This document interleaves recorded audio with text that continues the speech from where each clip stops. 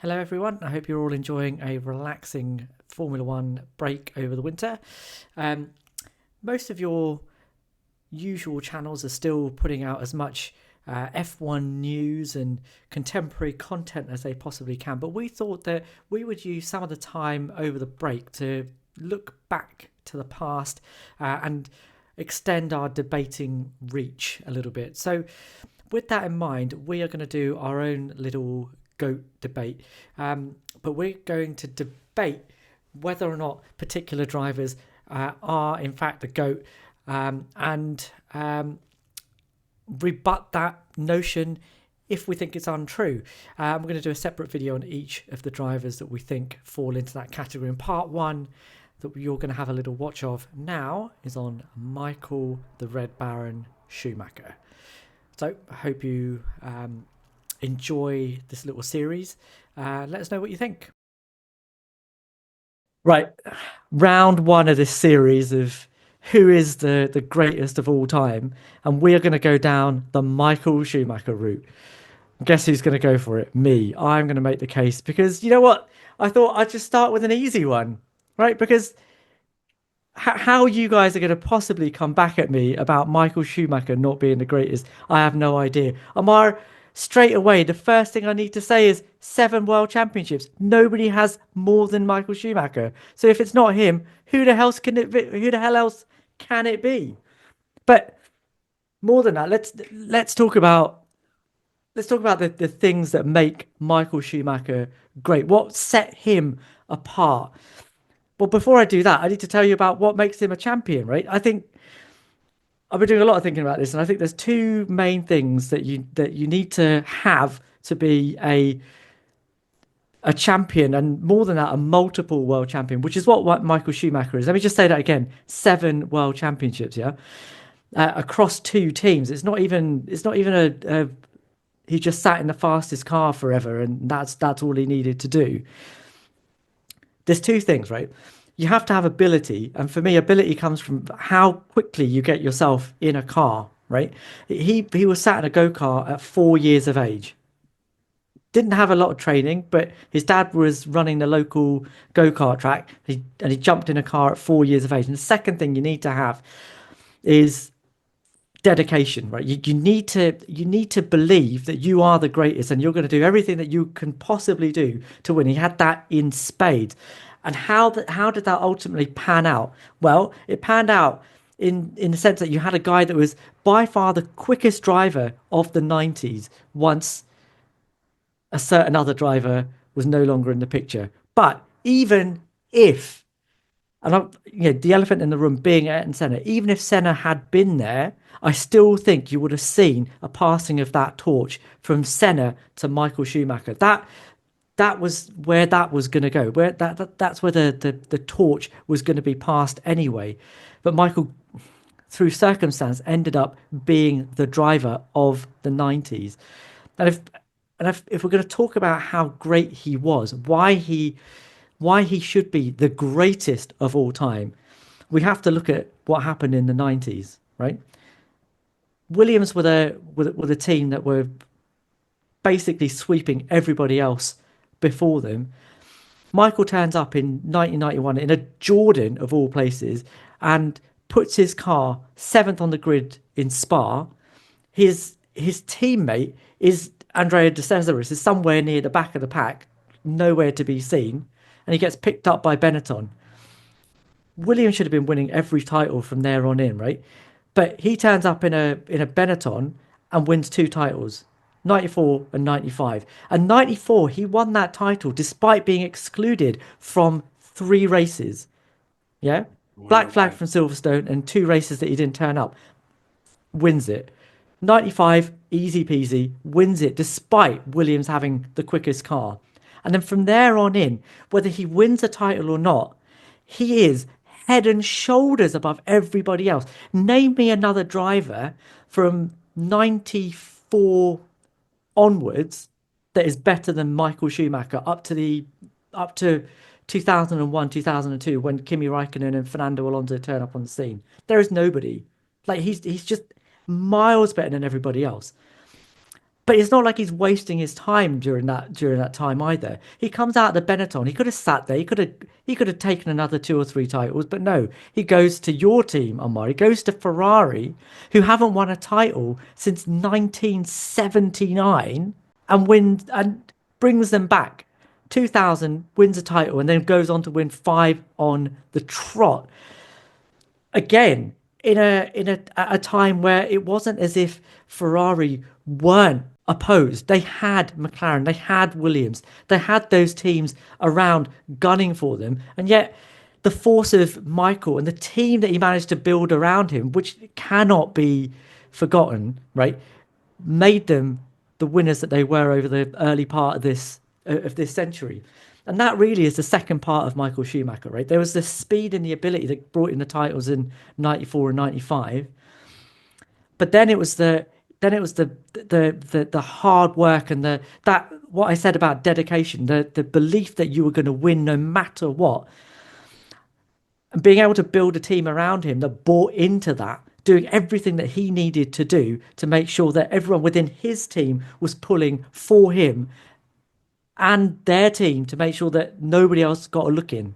That's how he was able to harness the latent talent that he had and turn that potential into 7 world titles. So there you go. Hard work, unbelievable talent, best driver of the 90s, bar none. Greatest driver of all time. Tell me I'm wrong. Did you say all time or the 90s? All time, mate. Oh, okay. Authority. Just wondering there. Shez, can I ask you some questions here? Because Anything. you rattled off stats like you have the whole dictionary slash library of Formula One statistics data, right? Any other guy have 7 world championships by any chance? I said nobody has Maybe. more than Michael Schumacher. Am I wrong? No, no, I'm not asking you that. I'm not responding to your question. I'm asking you a question. Does anyone else have as many as him? Just Sure, just yeah. out of curiosity. Oh, do we happen to know of him? Might have lived in your neck of the woods by any chance at any point? No. Yeah, sure. How many did he win in a row? No. Listen, I'm asking you questions here. This is not the other way around. I listen to you. Both Baxi and I have been sitting here listening to your Yeah, soliloquy, yeah, it's right? true. So It's true. That was my just job. I just wanted to do some fact checking before we get it. Yeah. Okay. And Michael was dominant in the 90s. You said that correctly, right? No, he wasn't. That's the genius of it. He He wasn't was dominant in not. the He wasn't 90s. dominant. When was he dominant? 2000 onwards to 2004. 5 titles in a row. Nobody Five else has done years. that. Okay. No, Nobody else has I'm done that. just trying to figure out. But also 2 seasons, 94 and 95. Don't forget those as well. That's Got it. 5 plus 2 equals 7. Got it. 5 plus 2 equals 7. I have learned to do math with you, my friend. Look, there's no disputing that Michael is one of the greatest of all time.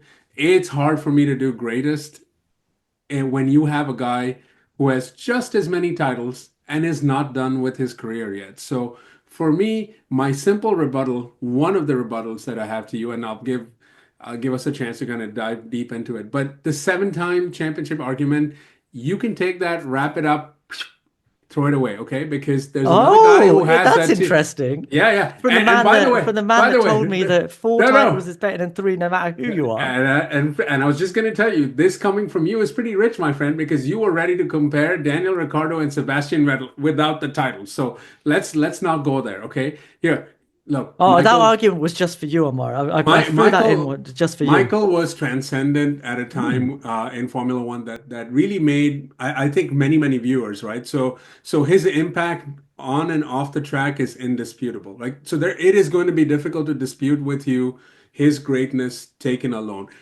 I would just say that for me, he could not be the greatest of all time when you have another guy who has just as many titles and has the potential to win another title. And oh, by the way, if he wins it in this current atmosphere of Formula One, I think that puts him in there. So I'm just going to give you that for Okay. the moment Okay. and give you a chance. Yeah, go Okay. ahead. Well, Rebuttal evidently, I because can't give you a chance because you're going to take it anyway. well, So because you're talking about ifs and buts. I'm talking about what has actually happened. And if you're it has and for happened, right? me, and for me, the titles thing is incidental to the main argument, right? I've given you that because I know how much you care about how many titles somebody has won.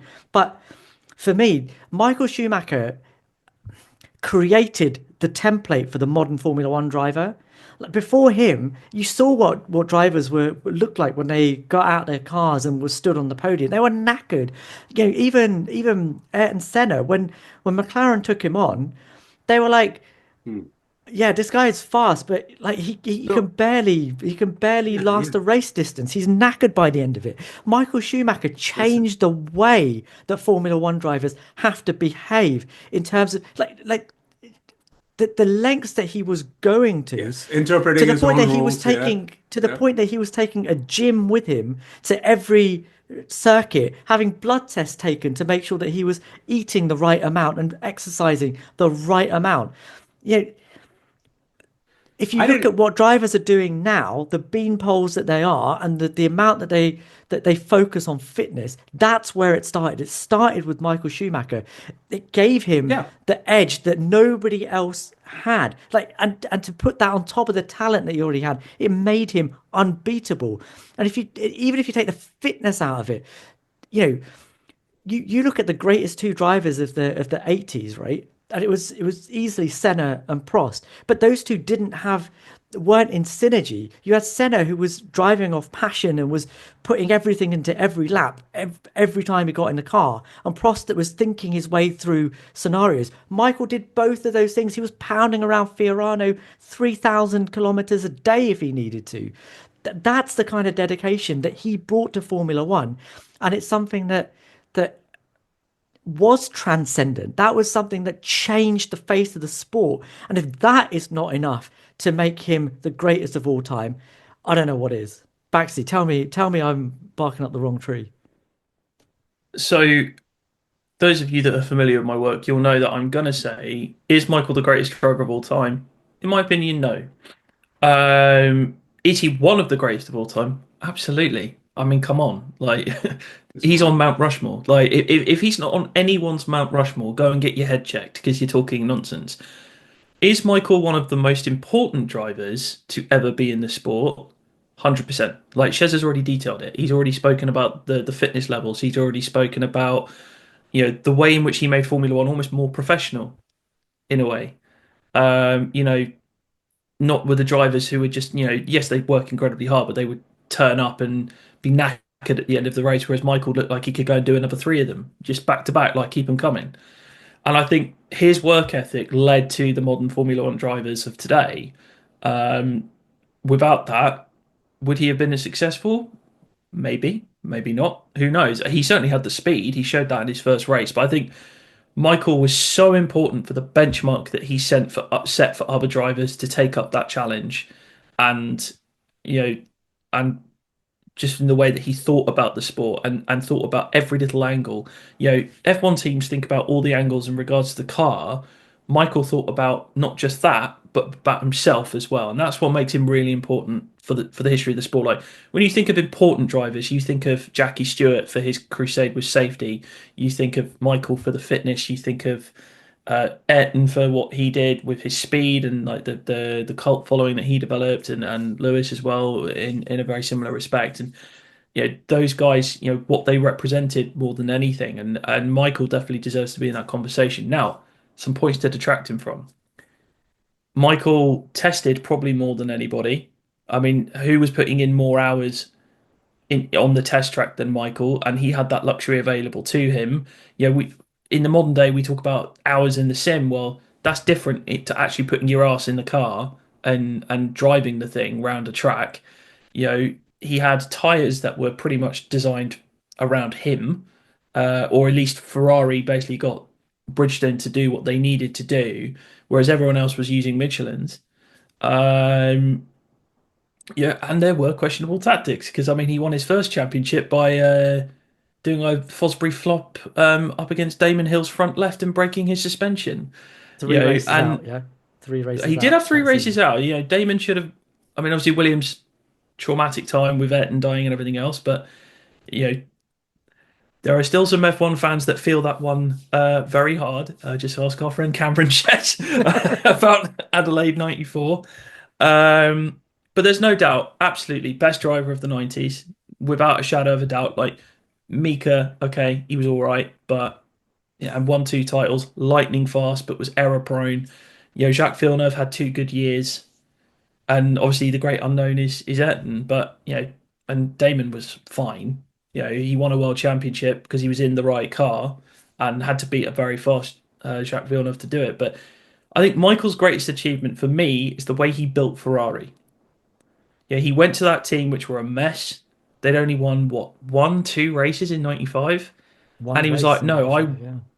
I want to build this team. I want to pick them up and turn them into a world championship winning outfit." Okay, he nearly got there in '97 had he not decided to turn in on Villeneuve.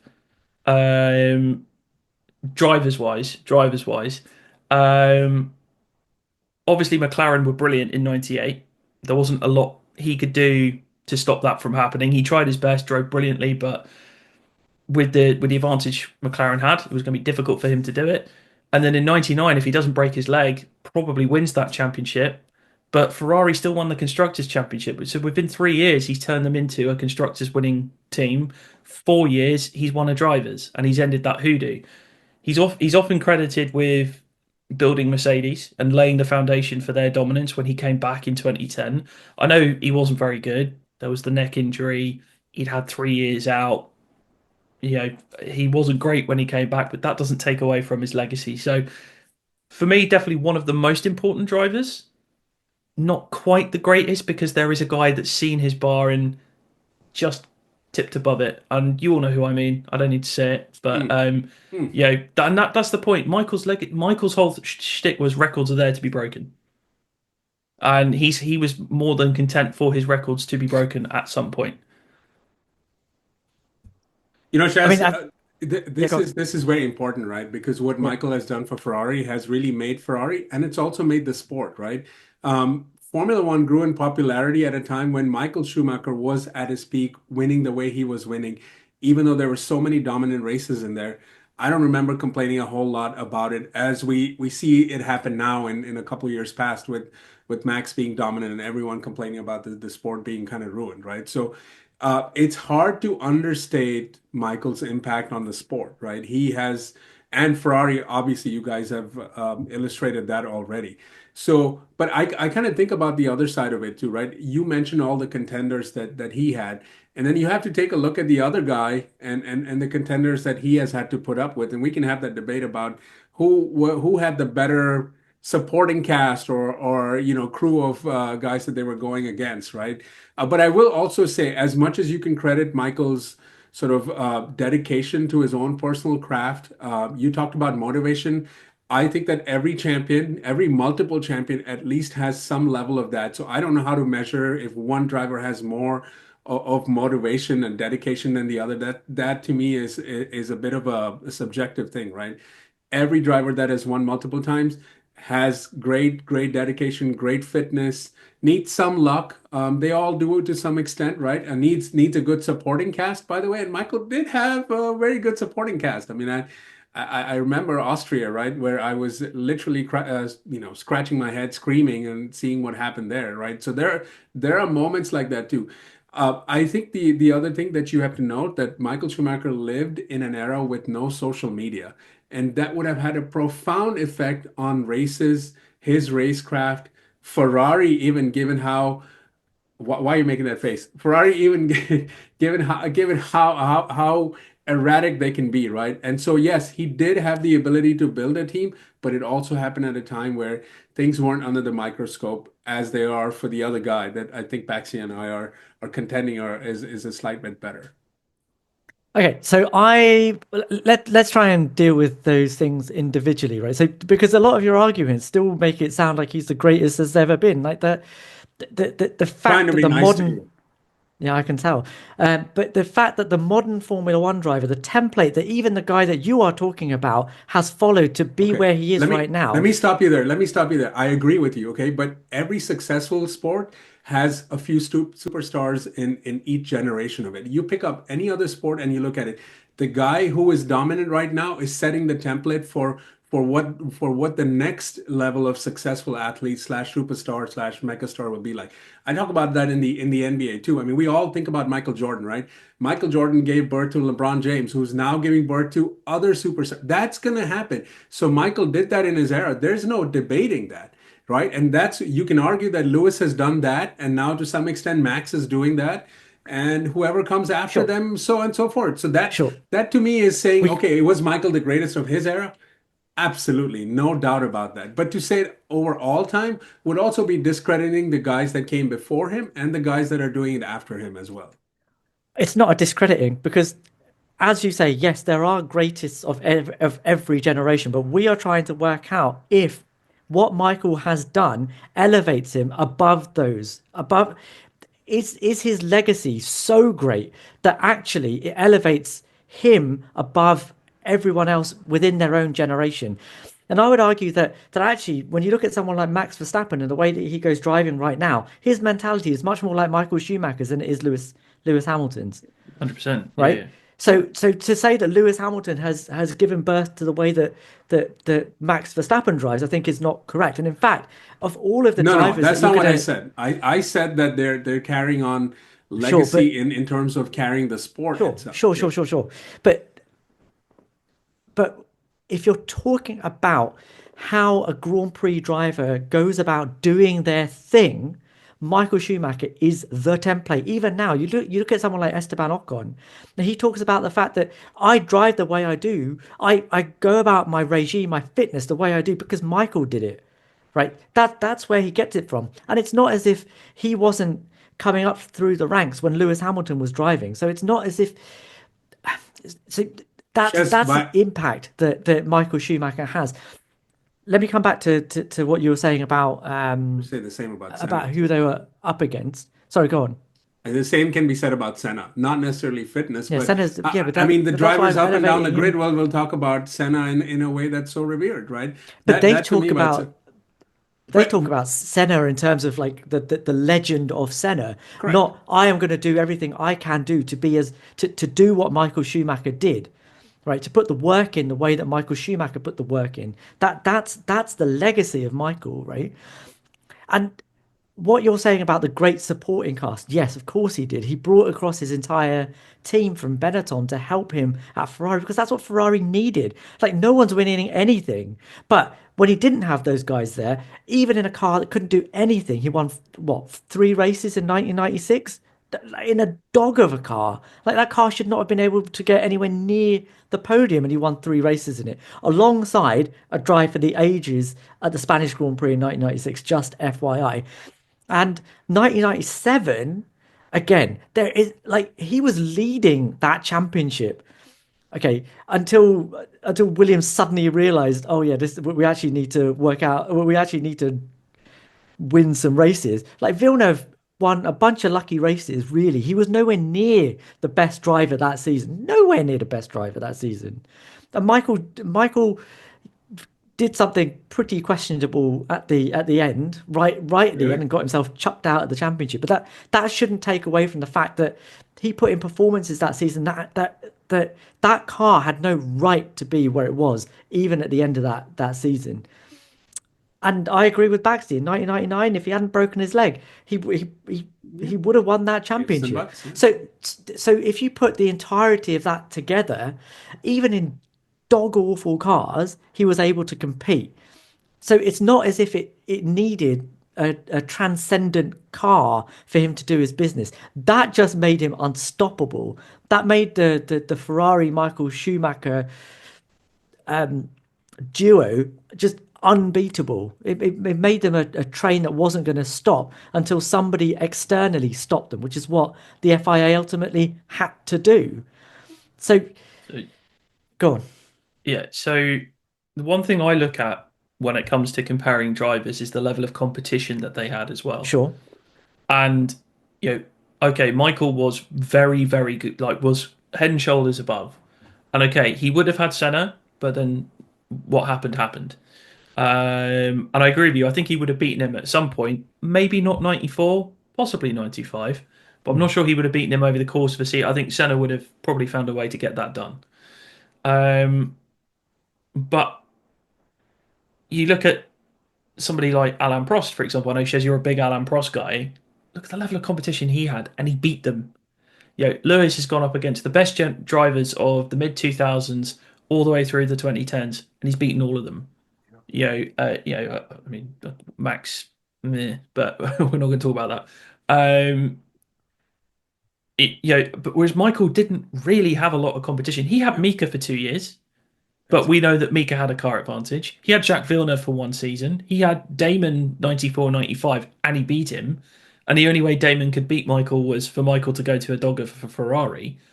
It's well noted that many believe that Benetton in 96 could have contended for the title. And then if Should have Michael done. had been in it, Yep, absolutely should have done. may well have contended for the title that year. Um, so Michael didn't have the level of competition. Now it could be that it's because he was just so much better than everybody else, but he didn't get to test himself in that way. Yes, again, he would have had Senna, but he just did not have the same level of competition as some of the other greats. Your Prosts, your Sennas, your Hamiltons, your Alonsos. You know, just didn't have it. Was it because there were just lesser drivers on the grid, or was it just because he was so much better? That's quite hard to prove. In my view, I think you probably leaning more towards because he was so much better, and then you chuck in the dominant team in the early 2000s. It was irresistible force and best car. What more could you ask for? But can you turn that argument on its head and just and look at it in terms of Michael made everybody look absolutely rubbish because of the way that he went about his business. Like he made it so, as you said, professional in a at a time when other drivers were not doing that. And they were too far down the line in terms of their own careers to do anything about this absolute force of nature. And by the time that everybody did start to get round to, okay, this is what we need to do, like even in the early noughties, when you think of Kimi Raikkonen coming out of a Sauber into a McLaren, even then, Ron Dennis and co were saying, look, he needs to work on his fitness. Like the dedication wasn't there. Montoya at Williams was the same. A few too many coffees and croissants. Like he needed to cut his weight down. That's the levels that we're talking about, right? And is it Michael's fault that they weren't doing that? No, but was it Michael's fault that was it Michael's influence that meant that the next generation did exactly that? Yes. So I think he created the better competition that we now see because of the way that he went about his business. No, absolutely. But I think also how Michael was definitely as fast as the fastest guys on the grid. No one here is debating that. But if he hadn't gone to the lengths he had, would he have been as dominant? And would there have Which been lengths more you competition? which lengths are you talking about? Like the fitness and the way in which he embodied, the professionalism of the sport. Like, could Mika Hakkinen have beaten him in 2000 if he wasn't going to those levels? Could somebody else? Could Montoya have made more of Yeah. a challenge? Could that's the thing. Like, whereas, I mean, okay, Montoya's not a good example because Michael was dominant by that point, but could Damon have challenged more in 94 and 95 if Michael, because he was already doing that in 94 and Yeah, 95. but I think that's a key thing about the mentality of a world champion, right? It's somebody that is out there to just win it. I think Lewis has this as well. I think Max has this right now as well. It's the drive to say that I will always be better. I will always be one step ahead of everybody else. And that in and of itself, I think, is a talent. Right, so to say, look, Damon didn't have that, Jacques didn't have that, Mika didn't have that, David Coulthard didn't have that. It's missing the point that that is the talent, and the fact that you don't have it suggests that you will never have that mentality. Michael didn't have that instilled from anybody else. His dad wasn't like Jos that was pushing him to drive harder. In fact, if you read James Allen's book about Michael, his dad was often surprised that his son was doing as well as he was. So that internal drive, I think, is a talent, and it's something that is rare to find. That's the thing that defines people as greats or not. It's not the inborn talent that they have. That for me means nothing. It's how they harness what they could feel through the seat of their pants and the soles of their feet. Yeah, so the question now is what do you value more, right? Michael birthed this new generation of competition that Lewis has had to face. So what's more important? The fact that you birthed this generation that kind of came in after you, or you give credit to the guy who's actually competing with said generation, right? So, and I don't know. I mean, I'm with Baxi on this. Like these are sort of marginal items, right? And look, like I said before, if you're going to be a multiple world champion, you're going to need everything that you guys just described. And then some of it is right place at the right time also. And I think Michael had a lot of that. That window was really good, and he maximized everything out of it. And you can't take any of that away from it. And I would say that in some ways, Lewis has done just that with heightened competition, with more technology, with cars now becoming more and more standard than ever before. Like you can't find those advantages like you used to be able to do. And look, my team Ferrari, they kind of ran with it. They had a dominant car for so many of those seasons, right? And that's not something that can happen over the long run. You can get a year or two as Red Bull did, and then you see what's happened this past season. So, I would just say again that the reason that I wouldn't put Michael as the greatest right now is I kind of want to wait and see how the other career that could compete with it, and in my opinion, has already kind of gone a little bit ahead of him, but might That's be able to put some that. distance Yeah, when Ammar, I some think very that's good I players. think that's fine. All I'm going to say is Lewis winning another title in and of itself isn't going to automatically for me make him. Chaz, he would Um, have won a title in another decade again. What are you talking about? Like in a sure, different sure. generation, But like that. That is not some. that wouldn't if Lewis is going to be titled the greatest of all time, it's not because of the number of championships. That's why I put that out there first for you because it's not it for The me. championships by It's not itself don't, important. it's not the number of championships, it's how Correct. they came about, right? Correct. That's what Correct. that would do. Correct. And that's why I'm saying you'd have to wait and see what that looks like a little bit. And but look, I can't argue with you on Michael being one of the greatest of all time because Not he that definitely he's on the not Mount one of Rushmore. not one of the greatest Ah, because of my contention thought I that had you there. he is the template. What are But we doing here? That's what here's this the is thing. about. Here's the thing. Like drivers come in and they set the standards. I thought Ammar used the NBA analogy perfectly. Like Michael gave birth to like Shaq and Kobe, and then Kobe gave birth Yeah, to LeBron and everything else. Senna gave birth to Michael in terms of the speed. Michael then raised the bar, with Yeah. the correct. professionalism and everything else. And then Lewis saw what Michael did and said, right, how can I be better than Michael? Yeah. And he had the speed, he had the racecraft, but what he then developed was this level of consistency, which I know Michael had, but Lewis just did it in a way that was more. I don't know. He's then set the standard with that level of consistency that he was able to develop. He had to learn that level of consistency. He learned that from Nico Rosberg, who probably learned that from Michael. But you can see like the timeline. Michael kind of passes on that information to Nico, which then informs Lewis. And then Max has seen what Lewis was doing, and Max was like, well, in order to win, I have to do that. And I have to better that, which is what he is doing at the minute, particularly in 2023. So, you Sure. as I said, one of the most influential drivers, if not the most influential driver there has ever been, but the greatest of all time. I think Ammar and I are agreed on this that there is Yeah. a guy that has seen Michael's standards in terms of championships, race wins, pole positions, on track stats, and gone slightly above. Spoiler alert. And I think that is where we're going to probably have to call it because we're treading into waters that we're going to wade into next time. Um, Ammar, Baxty, thanks very much. It was an honor arguing against you as usual. I was hoping for at least one person on my side, but there you go, it wasn't to be. Um, right, what do you guys think? Michael Schumacher, greatest of all time. I'm sure there's multiple other drivers that you all think are better, but that is my argument. I'm sticking with it for now.